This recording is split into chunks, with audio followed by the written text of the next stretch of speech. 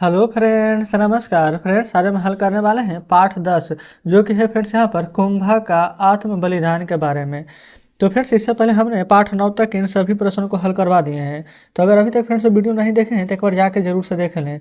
हमने इसका प्लेलिस्ट बना दिया है, उसमें सभी वीडियोज आपको चैप्टर वाइज मिल जाएगी। तो चलिए फ्रेंड्स, कुंभा का आत्म बलिदान यानी कि उसमें जितने भी यहाँ पर बताए गए हैं, पहला पेज, दूसरा पेज, ये फ्रेंड्स तीसरा पेज। उम्मीद करते हैं कि सभी आप बढ़िया से पढ़ करके आए होंगे। अगर आप बढ़िया से पढ़ करके आए होंगे फ्रेंड, तो यहाँ पर आपको प्रश्न को यहाँ पर आंसर देने में थोड़ा सा भी कठिनाई नहीं करना होगा। यहाँ पर फ्रेंड्स नीचे यहाँ पर सभी का यहाँ पर शब्दार्थ दिए गए हैं, ठीक ना, कि इसका अर्थ यहाँ पर क्या होता है। अगर आप यहाँ पर अर्थ जानते हैं तो अच्छी बात है, नहीं तो फ्रेंड्स एक बार जरूर से इसको पढ़िएगा। आगे बढ़ते हैं यहाँ पर प्रश्न अभ्यास की ओर। देखेंगे, यह रहा फ्रेंड्स यहाँ पर प्रश्न अभ्यास पाठ से, यानी पहले नंबर में दिए गए थे खाली स्थान को भरना है, जो कि हमने यहाँ पर पहले से ही भर लिया है। बोला गया है ना कि दिए गए शब्दों को रिक्त स्थानों में भरिए। पहला, बूंदी, चित्तौड़, नकली, सैनिक, मंत्री। कौन किस में भरा गया? जैसे राणा, खाली स्थान कहाँ का रहने वाले थे? तो राणा चित्तौड़ का रहने वाले थे, तो हम यहाँ पर चित्तौड़ भरेंगे।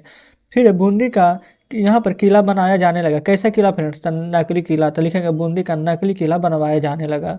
अगला है, कुछ हाड़ा राजपूत राणा सेना में क्या थे? तो सेना में सैनिक थे। अगला, खानी स्थान ने सुझाव दिया कि बूंदी का एक नकली किला बनवाया गया। कौन सुझाव दिया? था मंत्री ने। तो लिखेगा मंत्री ने सुझाव दिया कि बूंदी का एक नकली यहाँ पर किला बनाया गया है। अगला है, वीरकुंभा खाली स्थान का सपूत था। किसका सपूत था?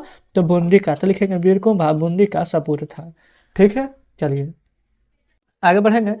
अगला दूसरा नंबर लिखेंगे, हाड़ा राजपूतों की राणा से नाराजगी का क्या कारण था? तो चलिए जानते हैं दूसरा का यहाँ पर आंसर। तो देखेंगे फ्रेंड्स, हमने यहाँ पर लिख लिया है यानी कि दूसरा का आंसर। तो लिखेंगे ना कि बूंदी का नकली किला बना करके राणा के द्वारा उसे जीतने का नाटक हाड़ा राजपूतों के लिए अत्यंत असहस्य था और इसी कारण वह राणा से नाराज था। ठीक ना, पहला का आंसर यहाँ पर आपके सामने है। ये फ्रेंड्स दूसरा का, क्योंकि पहला का तो भरने वाला था। तीसरा में आइए, तीसरा में बोला गया है कि अपनी हार से क्रोधित हुए राणा ने अचानक क्या प्रतिज्ञा कर डाली? तो फ्रेंड्स देखेंगे, ये रहा तीसरा का आंसर। तो यहाँ पर लिखेंगे कि अपनी हार से क्रोधित होकर के राणा ने यह प्रतिज्ञा कर डाली कि जब तक बूंदी पर अपना झंडा नहीं फहरा दूंगा तब तक एक बूंद पानी भी नहीं पीऊंगा। ये हो गया फ्रेंड्स हमारा तीसरा का आंसर। चौथा नंबर में देखेंगे, बोला गया है राणा की प्रतिज्ञा तुरंत पूरी किए जाने में क्या कठिनाइयां थी? तो ये रहा यहाँ पर चौथा का आंसर। तो यहाँ पर लिखेंगे कि राणा की प्रतिज्ञा तुरंत पूरी किए जाने में यह कठिनाई थी कि जल्दबाजी में बिना तैयारी किए हुए युद्ध करने पर चित्तौड़ को फिर पराजय का मुंह देखना पड़ता। पूरी तैयारी और युद्ध में काफी समय लगने की संभावना थी। ये था चौथा का आंसर। पांचवा में बोला गया है कि बूंदी का नकली किला क्यों बनाया गया? चलिए जानते हैं पांचवा का आंसर। तो यहाँ पर लिखेंगे, राणा अपनी प्रतिज्ञा से पीछे हटने को तैयार नहीं थे।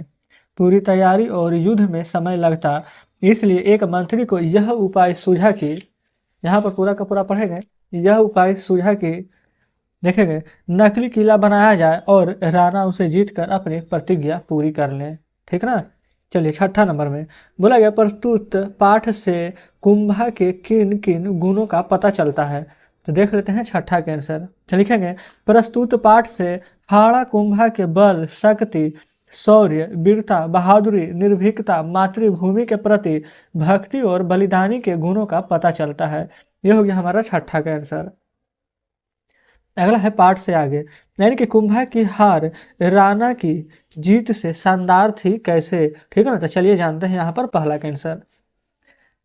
तो फ्रेंड्स यहाँ पर लिखेंगे, ठीक है ना, कि राणा की जीत नकली जीत थी। राणा जीतकर भी हार गया और कुंभा अपनी मातृभूमि के आन बान के लिए मरकर भी युद्ध में जीत गया। ठीक है, कुंभा की हार तथा उसका आत्म बलिदान राणा की जीत से शानदार थी। तो इस प्रकार से हो गया है पहला नंबर का आंसर। दूसरा में बोला गया है, आप अपनी मातृभूमि की रक्षा के लिए क्या क्या कर सकते हैं? तो लिखेंगे यहाँ पर दूसरा का आंसर, देखेंगे आपके सामने यहाँ पर है। तो लिखेगा, अपनी मातृभूमि के रक्षा के लिए हम नौकरी या व्यवसाय से जो धन अर्जित करते हैं उसमें कुछ अंश गरीब, जरूरतमंद व देश हित में खर्च कर सकते हैं। पर्यावरण की रक्षा के लिए समाज के लोगों को जागरूक कर सकते हैं। ये हो गया हमारा दूसरा का आंसर। चलिए यह है तीसरा नंबर में। तीसरा में बोला गया, हाड़ा कुंभा की किस बात ने आपको सबसे ज्यादा प्रभावित किया और क्यों? तो चलिए जानते हैं यहाँ पर तीसरा नंबर का आंसर। तो तीसरा नंबर में लिखेंगे, हाड़ा कुंभा की इस बात ने मुझसे सबसे ज़्यादा प्रभावित किया कि मैं रक्त की आखिरी बूंद शेष रहने तक मातृभूमि की रक्षा करूंगा, क्योंकि इसमें कुंभा का अपनी मातृभूमि के प्रति प्रेम, भक्ति और बलिदान का पता चलता है। तो इस प्रकार से हमने तीसरा नंबर भी हल कर लिए हैं। चलिए आगे बढ़ेंगे। ये रहा फ्रेंड्स यहाँ पर चौथा नंबर। चौथा नंबर में देखिएगा, चौथा में बोला गया है, अगर आपकी ज़मीन पर कोई बलपूर्वक एवं छलपूर्वक कब्जा करना चाहे तो इस समस्या का समाधान आप कैसे करेंगे। चलिए जानते हैं चौथा नंबर का आंसर। तो यहाँ पर लिखेंगे, अगर हमारी ज़मीन पर कोई बलपूर्वक एवं छलपूर्वक कब्जा करना चाहेगा तो हम पहले कोशिश करेंगे कि उसे समझाएं। ठीक है ना, अगर कोई भी हमारी ज़मीन पर बलपूर्वक या छलपूर्वक कब्जा करना चाहेगा तो सबसे पहले हम कोशिश करेंगे कि उसे समझाएं। अगर समझाने से समस्या का हल नहीं हुआ तो हम न्यायालय का सहारा लेंगे। ठीक है, न्यायालय का, कोई दिक्कत नहीं है। तो इस प्रकार से फोर्थ नंबर का भी हमने यहाँ पर आंसर निकाल दिया है। चलिए अगला यहाँ पर बोला गया व्याकरण। व्याकरण बोला गया कि पाठ में प्रयुक्त जातिवाचक एवं व्यक्तिवाचक संज्ञाओं को छांट करके लिखिए। ठीक है ना, तो यहाँ पर फ्रेंड्स कौन कौन सा जातिवाचक हैं और कौन कौन से यहाँ पर भाववाचक हैं, ये सभी यहाँ पर छांट करके लिखना है। तो देखेंगे हमने यहाँ पर ना एक तरफ लिख लिया है जातिवाचक संज्ञा, एक तरफ लिख लिए हैं व्यक्तिवाचक संज्ञा। तो जातिवाचक संज्ञा क्या होता है, तो फ्रेंड्स जातिवाचक जिसमें कि पूरी जाति का बोध होता है। व्यक्तिवाचक जिससे किसी खास व्यक्ति, वस्तु, स्थान या नाम के यहाँ पर संज्ञा कहते हैं। ठीक है, व्यक्तिवाचक संज्ञा कहते हैं।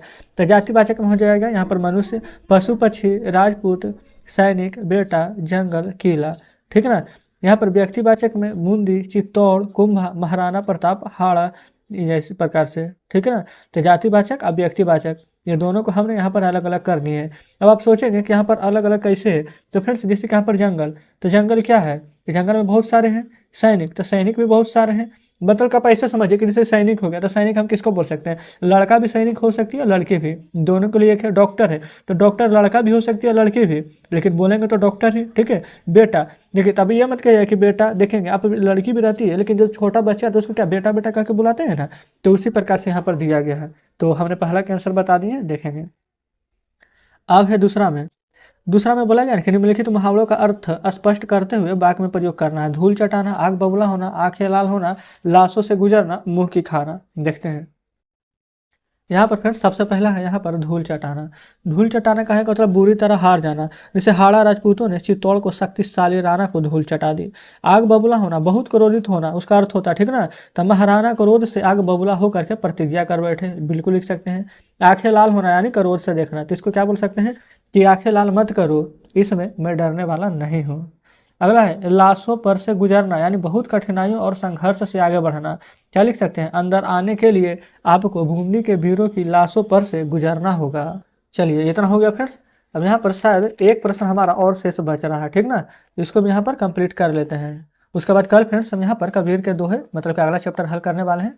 तो यहाँ पर अगला था हमारा मुंह की खाना यानी कि परास्त होना या हार जाना। क्या बोलेंगे कि राणा को युद्ध में मुंह की खानी पड़ी। ठीक ना, तो इस प्रकार से फ्रेंड्स आज हमने यहाँ पर एक पाठ 10 का फ्रेंड्स सभी प्रश्न आंसर यहाँ पर हल कर लिए हैं और उम्मीद करते हैं कि सभी प्रश्न बढ़िया से समझ में आपको आ गया होगा, कहीं पर फ्रेंड्स को डाउट नहीं बच रहा होगा। अगर अभी भी लगता है कि कोई प्रश्न आप अच्छे से नहीं समझ पाए तो कमेंट बॉक्स में जरूर से बताइएगा।